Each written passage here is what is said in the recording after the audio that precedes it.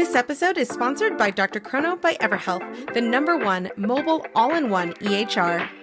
Built specifically for medical practices, Dr. Chrono includes an integrated feature that powers a seamless payments acceptance experience. Dr. Chrono Payments offers multiple ways for patients to pay as well as insurance credit card processing. As a Dr. Chrono customer, you can easily activate our fully integrated payment solution that will streamline your cash flow and help you get paid anytime from anywhere. Deliver the best patient experience with a fast and easy way to collect payments. Visit drchrono.com/payments. That's drchrono.com/payments to learn more about Dr. Chrono today. Today's episode is part 2 of Dr. Ben Aiken's story. If you didn't hear part 1, I suggest you listen to that first so you don't miss out on the impact Dr. Aiken and Lantern Health are making in North Carolina. Direct primary care is an innovative, alternative path to insurance-driven healthcare. Typically, a patient pays their doctor a low monthly membership and, in return, builds a lasting relationship with their doctor and has their doctor available at their fingertips. Welcome to the My DPC Story podcast, where each week you will hear the ever-so-relatable stories shared by physicians who have chosen to practice medicine in their individual communities through the direct primary care model. I'm your host, Marielle Concepcion, family physician, DPC owner, and former fee-for-service doctor. I hope you enjoy today's episode and come away feeling inspired about the future of patient care, direct primary care. When we talk about the 2 clinics, one of the questions I have is how to set the team up for success, because you're not going to be able to be there micromanaging, nor do you probably want to micromanage the people who are supposed to come on and buy into and portray the mission, vision, and values of your practice to the community. How do you set them up for success so that they are encouraged to be innovative? Because I know that you value that, as well as respecting what the core of Lantern Health is and continues to be. Yeah, it's a work in progress. I have not figured it out, to be really blunt, but it feels like we hopefully are on the path to figuring it out. I really don't like to micromanage, nor do I like to be micromanaged. And so we really try to I think for those of us who think back to residency or medical school, you may have heard of the concept of an adult learner, if you will. So you kind of enter this phase of learning in school where nobody's holding your hand. You've got to kind of do these things independently. And in essence, it's like a little odd to say, but we kind of like the idea of all being adult workers. We give everybody on the team a degree of independence and have expectations that they're going to get their stuff done, but have that flexibility. And if this week it looks a little bit different in terms of them getting their stuff done than last week, and they've got to flex because they have kids or something else comes up, like that's okay, life happens. But there's that kind of built-in trust. And so it's not perfect. So I would say that in terms of the new location one, we tried to have folks spend some time with us at the current location just to get a feel, kind of connect with the ethos and the culture. I created a team handbook, which is, I'd say, about a 20-ish page document, maybe 15 to 20 pages, that really kind of walks through some of the basics in relation to how do we dress and how do we do this and how does PTO work and those types of things, but also speaks some to and really tries to orient people around our culture and our mission, vision, values, and really kind of emphasize that. It's not just kind of like we talk about it, have people read it and then really to try to connect and answer questions and really get that sense of connection in to what we're doing so that culture spreads. The clinic is about 20 to 25 minutes away from where our current clinic is. So I have a presence. I do go there on a weekly basis. I was there more at the start than I am now, but we really try to make it feel collaborative, but also allow them to have some independence. So that's how we've approached it. It feels very palatable and doable, even if, let's say, we add a third location kind of in our immediate community. I think the idea, and we've been grappling with this, we haven't kind of decided what to do, but one of our employer groups is headquartered in Winston-Salem, which is a community about 2 hours away from us. That has very little DPC presence compared to what we have here. And this employer group's headquartered there, but they've got 30 employees in Asheville. They've been coming to us for 2 years. They've been asking for 2 years, hey, would you be willing to open a location here? I can't afford it yet. And but have had interest, but I don't have a presence there. And so as I think about trying to replicate something where it's that far away, it becomes more complicated. I like a healthy challenge. And so if an opportunity strikes, I think it would be a fun thing to try to do. But at the same time, I think that, I don't know, what one thing we talk about is, yes, we have brand identity and at least some kind of the built-in offerings and the structure and kind of who's staffing and that sort of thing is really consistent. At least our vision is that it will be consistent across practices. But we also want each practice to feel hyper local. And so we call it the Cheers effect, which is if you walk in, everybody knows your name. That may date me in comparison to some of the listeners, if you know what I'm talking about as relates to the sitcom. But that idea that people feel really connected to their lantern location. It's their local coffee shop. And so if we replicate, and I can't predict the future, but let's say if we get bigger and bigger at some point, like in a more regional presence where, hey, I may not be present at all over the course of months somewhere, it feels like it becomes harder to do. But at the same time, if each practice is really connected and interwoven with their locality, I think it at least is possible. I'm sitting here in the Diane Chambers camp, like singing the theme song now as we're talking. So like, I'm with you, right with you. And I know exactly what you're talking about. Norm. So yeah, if you don't know what we're talking about, Google it, man. It's worth it. So let me ask you now about this idea of 2 clinics. And now you're talking about 3. When people are like, whoa, he has 2 clinics. One of the questions that I want to ask you for those people specifically is, how did you come to the decision of this is the right time to open a second location? It's something I've been thinking about since we started. Being fully transparent, part of the vision that was compelling to me to do this as part of a health system originally was that we were going to pilot this. And then if it worked, try to scale it to the whole health system to be basically the new model of primary care for the health system. And so as a system level thinker and somebody who's drawn to that side of things, it was like, bing, bing, bing, this sounds really interesting. Because yes, near term, I'm not going to provide an off-ramp for other docs. So man, if we pull this off, then holy cow, we could kind of bail out like all these other docs that really don't want to do fee-for-service anymore. Of course, it didn't come to fruition, but some of that vision and kind of dream is still there for me. So it had been something that we've been thinking about. We were nearing the point of kind of the horizon of being full. We, at our current location, our downtown location, we were already at capacity from a physician perspective, but the last 2 physician panels were still not quite full. And so I just kind of started to think about it in a potential timeline, had a couple kind of inbound interests from some other docs and some employers that were on that part of town who were kind of asking for things.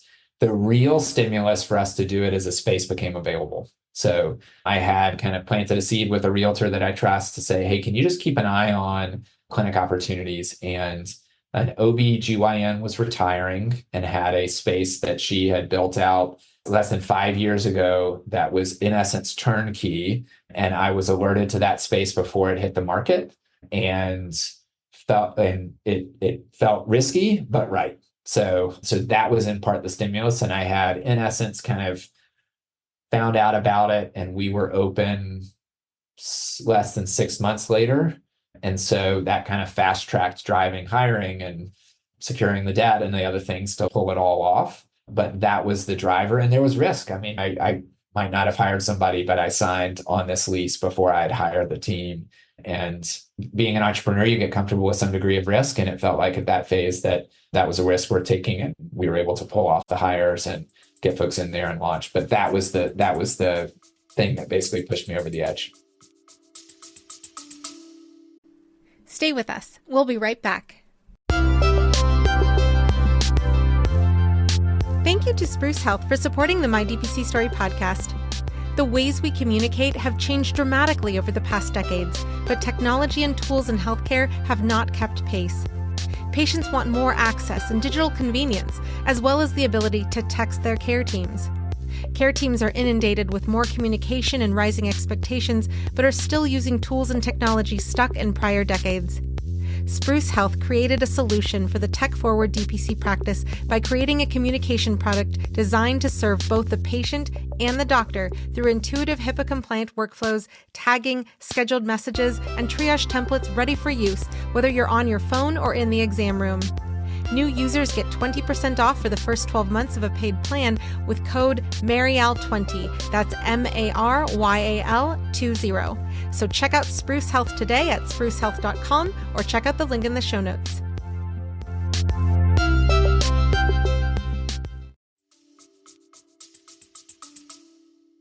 Awesome.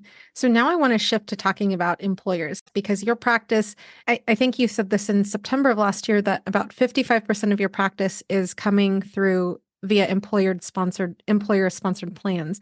So when we think of the employer space, some people think about, okay, the mom and pop shop, I talked to them, went to their business, talked to them, and they brought their employees.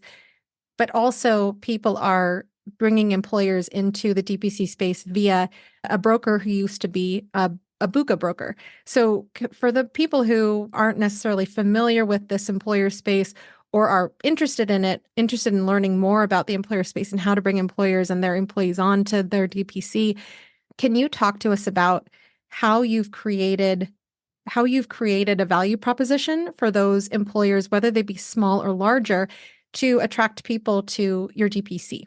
Yeah, I can certainly try. I think there are differing perspectives on kind of where employer-sponsored care fits alongside of DPC, and I think there's merit in everybody's side.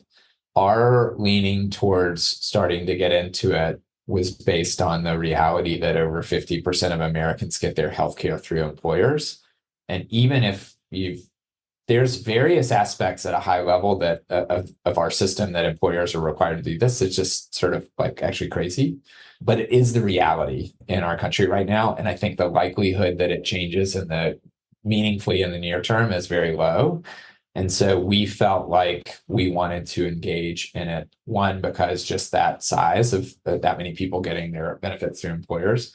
And the second is that kind of the deeper you dive in terms of kind of the non-DPC stuff. So let's say in DPC, let's just for easy math, we cover 80% of what somebody needs, but that other 20% can be very costly and it can be really complex. It can be misguided and all the different things. But the folks that seem to be pushing the envelope the most in that space are really forward-thinking employers. And so with that framework, we kind of from the beginning said, hey, you know what? We want to try and engage employers and try to learn through that experience. So it has been very much a learning process.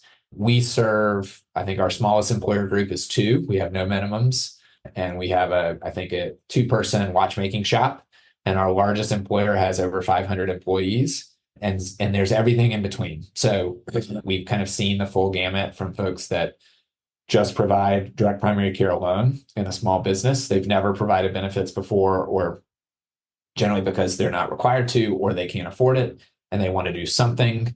And then DPC feels like something that is really high value, to folks that are looking at 2 to 3 fully built out plans with complicated stop loss coverage and PBM and networks and all the rest, who say, hey, you know what, we want to pair this plan or all of our plans with direct primary care in a more sophisticated way. And then folks that are in between, who are leveraging health shares or level funded plans or different things. And so I would say that I have learned more about employer-sponsored care and health insurance than I would have ever imagined. And as someone who, I don't know, I think it's kind of hard to go to med school if you're not a nerd in some regards. So as someone who is comfortable with the reality of being a nerd, I have enjoyed that learning.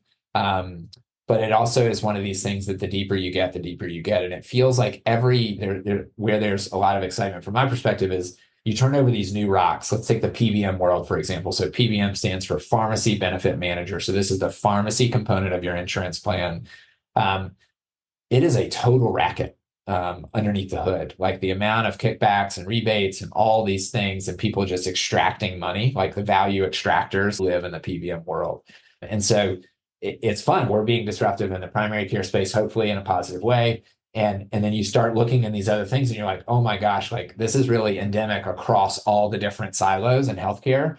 And so one, learning up on that stuff and at least being able to understand the language that employers are using or brokers are using when they're talking about these things has been really empowering and helpful for us to be able to convey our story.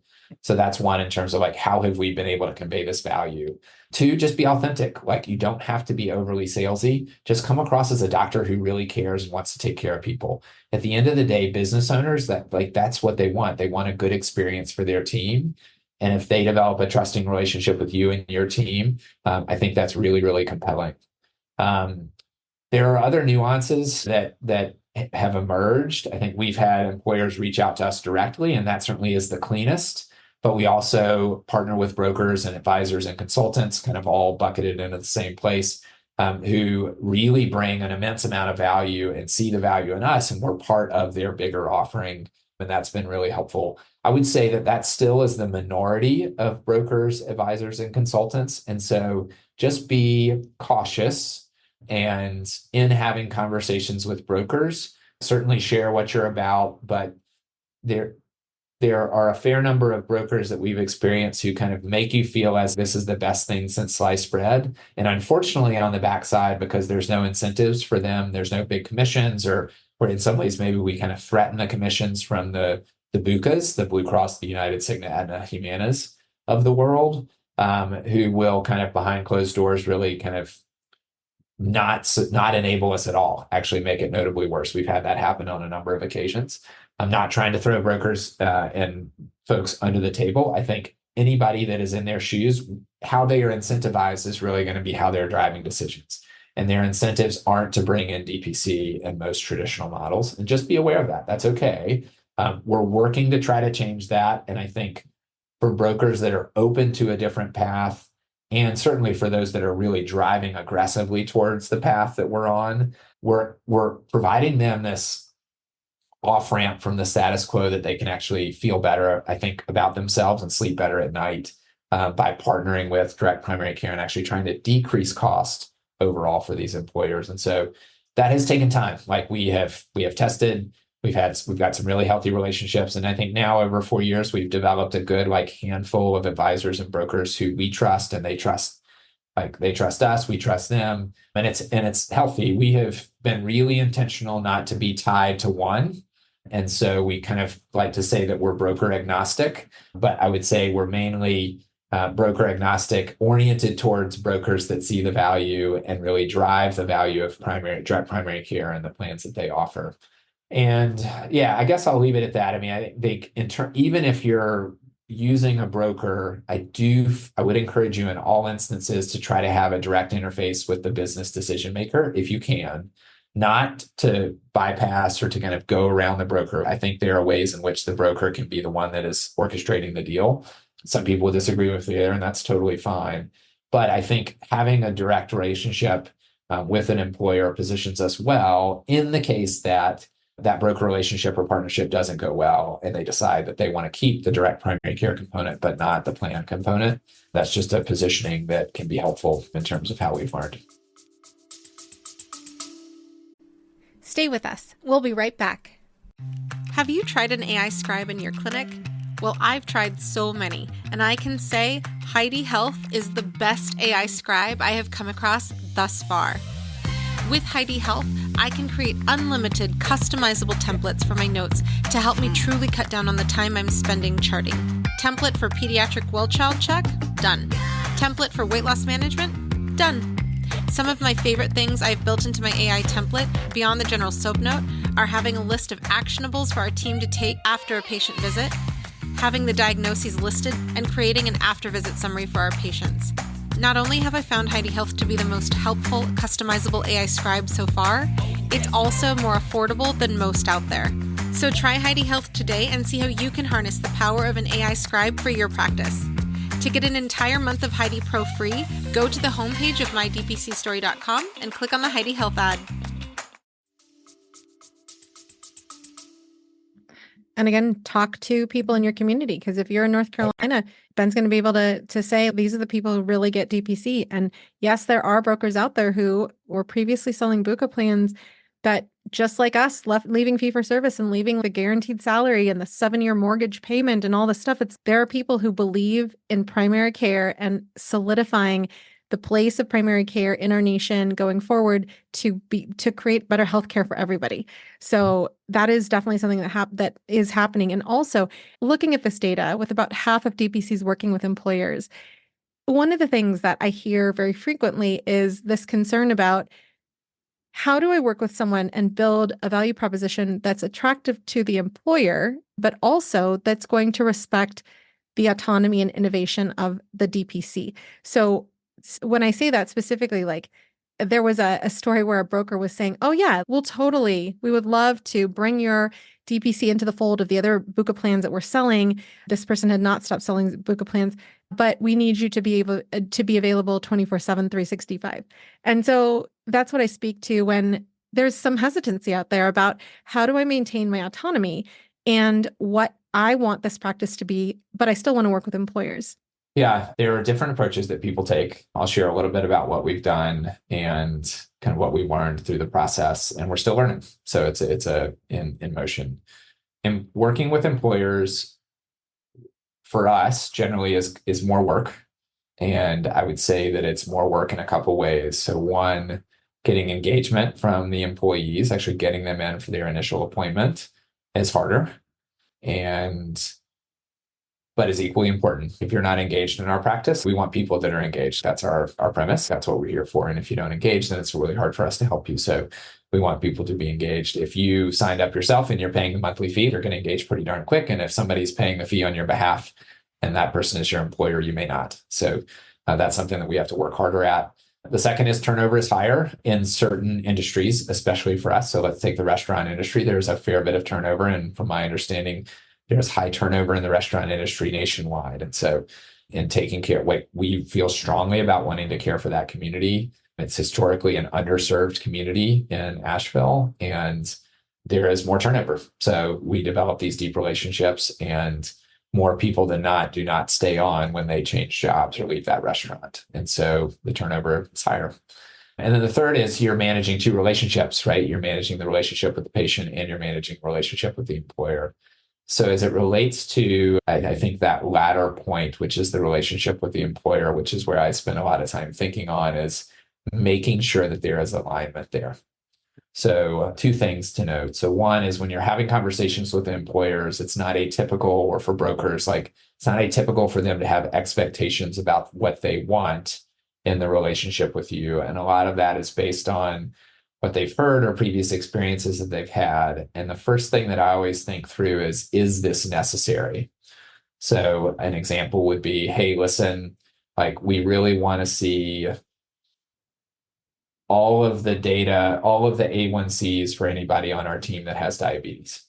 And so where I've learned to do more, like in terms of just the conversation, is really heading that off at the pass, right? So we have over 60 employer groups that we partner with now, and none of them require us to give them A1C data. And so it's really actually having a conversation on the front end to say, hey, let's break this down a little bit. What do you think you're asking for here? And kind of what is it that you're driving towards? You want to make sure that people that have diabetes that are on your team are actually getting care. They're going in, they're getting engaged. Like you're actually not really going to be interpreting what the A1C number is, not to mention that A1Cs don't correlate with mortality, blah, blah, blah. Like you can just kind of go through as deep as you want, but really kind of talking them back from saying, hey, listen, rather than spend the money to build some kind of infrastructure for that type of data to flow, let's really focus on what we're here to do, which is to take really good care of your folks. And here's why the incentive model works. So that's one, is this kind of, if they bring up something and it kind of rubs you the wrong way, you're not going to necessarily torpedo the opportunity by just gently pushing back and suggesting an alternative. So that's one. And then the second is trying to think through, and maybe I would say that we feel like we need to convey our value. All of the tools historically to convey value in primary care are built on claims. We do not generate claims. We have no interest in generating $0 claims, which is what a lot of the big companies do and the only reason they do that is so that they can use these health analytics engines to extract data from the claims. So we are, in essence, kind of biding our time for the right technology partner to facilitate getting some basic data out. The that we can share with employers. And our premise is that we lead that and that the employers don't lead that. And so that's how we've approached it. I don't have none of our employer groups that we partner with require this. But what we try to do for our employers is a couple fold. So one is if an employee has not engaged in care, come in for an initial appointment within 90 days, we let that employer know, and that employer can either nudge the employee to like actually do it, or they would drop the coverage. So then in essence, the employer avoids having to pay for somebody that's not utilizing our services. Our experience has been is that anybody, if we can just get them in for that first appointment, then the light bulb goes off and they're like, oh, wow, this is different. Like, we want this and I'm comfortable with this. So we do that. Employers don't make us do that. It's not in our contract, but we try to orient around. We feel like if we're doing our job well, we're working hard to engage people and get them in. The other is we convey patient satisfaction. So we measure it through what's called a Net Promoter Score. And we feel like that is a good gauge back to us, probably the best gauge of any metric that's out there to tell us that we're doing a good job. And we share that with our employers, certain target employers, because we feel like it helps to convey the value that we're bringing them. As an example, we are working towards better utilization data, and that would be number and type of appointment. I am very hesitant to try to create something in which basically we're trying to get and mark up the number and type of appointments just because it's some silly metric. But if there's a passive way that we can just extract the data and look at it periodically, and then if an employer asks, we can, and we've done this a couple times manually, and on average, we're touching employees usually 10 to 14 times a year in some capacity: text, in-person, phone, video, all the things. And that's really, really compelling. They're like, holy cow, wow, like people are using what you're offering. And so in that capacity, we feel like that the data is, if we can stay upstream of that and really push technology partners towards getting that right, that it will actually enable us to kind of, if you will, dictate that conversation. Though there's a lot of healthy debate around data and analytics and like what's actually robust and legit, but that's how we're approaching it. So some data, but we try to be very focused in terms of what we're doing. But we've also been very strategic to make sure that we're not held to any of those things, that it's in essence kind of icing on the cake that helps us to facilitate longer standing healthy relationships. Does that make sense? Absolutely. And it's super helpful. And it also leads me into what I wanted to talk about next is our time in DC.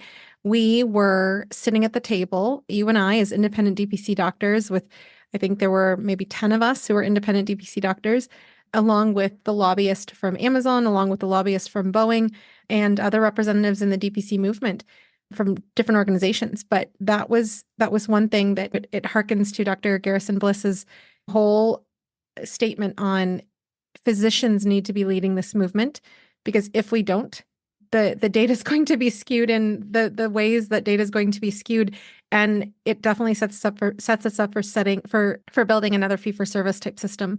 So when it comes to what we were in DC for, one of the things that was amazing that came out of it after our lobbying in DPC, our lobbying efforts in DPC, was that of the two bills that we were lobbying for, one of them was the Medicaid Improvement Act.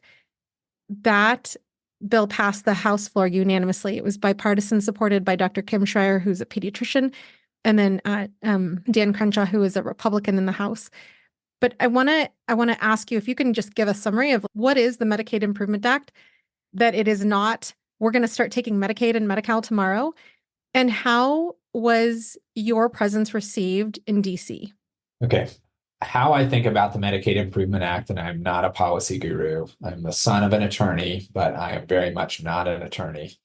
Entities at the state level, so Medicaid is determined on a state-by-state basis. It gives entities at a state level who want to be forward-thinking and, in essence, open up direct primary care as a place for Medicaid recipients to get their primary care, to have the flexibility to do that and not be afoul of any federal kind of overlying legislation. So that's how I think about it. So if in North Carolina, they decided that, hey, they want Medicaid recipients who are having trouble accessing primary care because the supply is not there for Medicaid recipients, especially, where in essence, they can go to a direct primary care provider and have compensation to pay for that direct primary care provider, that they could do that. They could pilot that and offer it. So from my perspective, I think it doesn't box any state in any capacity. It actually unblocks states from being creative.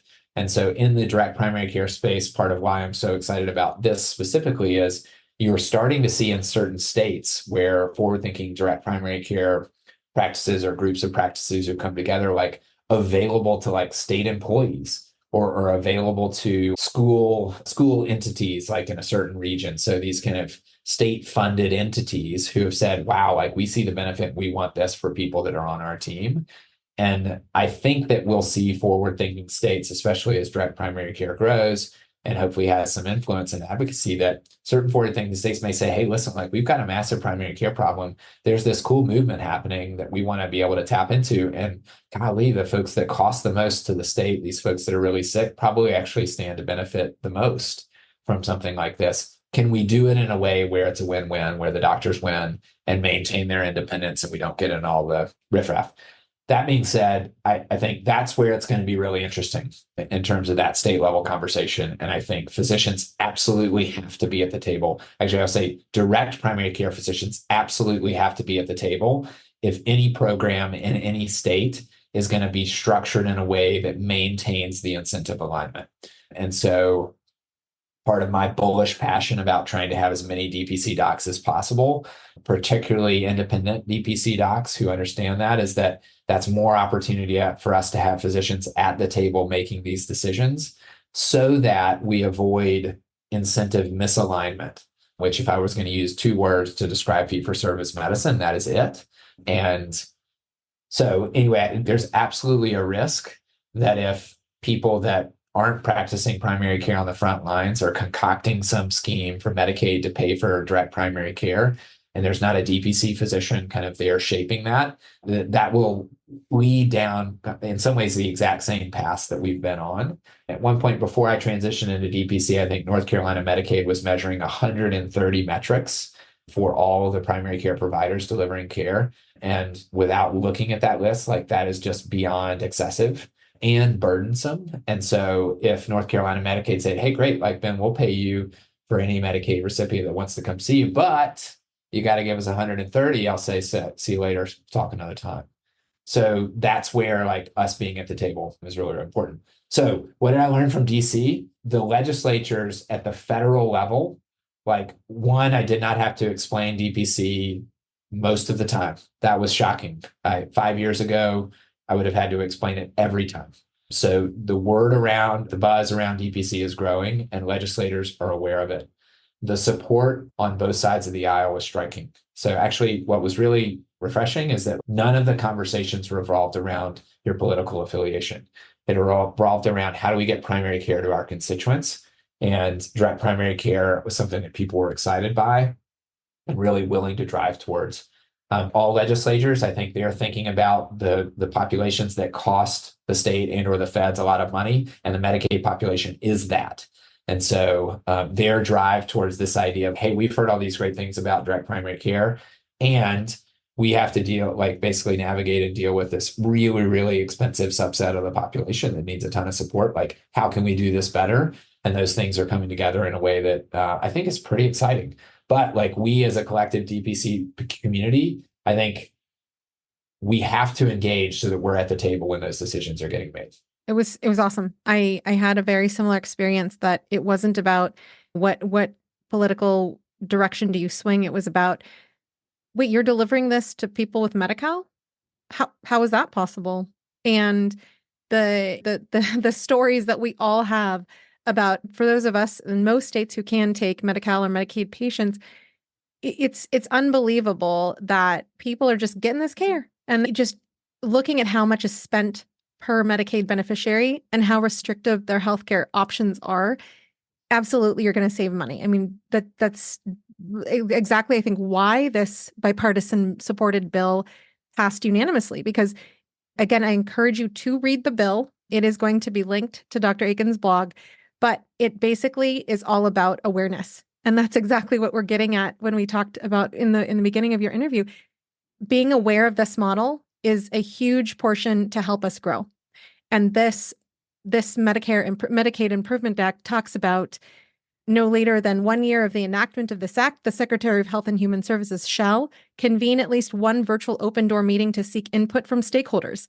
So this is where, just like we've seen with the non-competes and we've seen with consolidation with Health and Human Services, Department of Justice, and the Federal Trade Commission earlier this year, this is where we can actually make change.